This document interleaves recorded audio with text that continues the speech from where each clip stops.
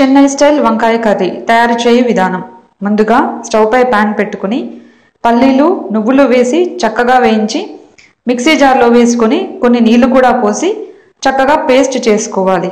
తరువాత స్టవ్ పై పాన్ పెట్టి ఎండుమిరపకాయలు మిరియాలు వేసి కరివేపాకు సన్నగా తరిగిన ఉల్లిపాయ ముక్కలు ఉప్పు వేసి చక్కగా కొంచెం బంగారు రంగు వచ్చే వరకు వేయించుకోవాలి. తరువాత వంకాయ ముక్కలు కొద్దిగా పసుపు ధనియాల పొడి జీలకర్ర పొడి కారం వేసి టమాటా ముక్కలు కూడా వేసి కలుపుకోవాలి. దీంతో పాటు చింతపండు రసం కూడా వేసి మూత పెట్టి ఉడికించుకోవాలి. తర్వాత ముందుగా రెడీ చేసి పెట్టుకున్న నువ్వుల పల్లీల పేస్ట్ వేసి కొన్ని నీళ్లు కూడా పోసి చక్కగా నూనె పైకి తేలేంత వరకు ఉడికించుకోవాలి. దీనిని వేడివేడి అన్నంతో పాటు వడ్డించుకుంటే చాలా రుచిగా ఉంటుంది.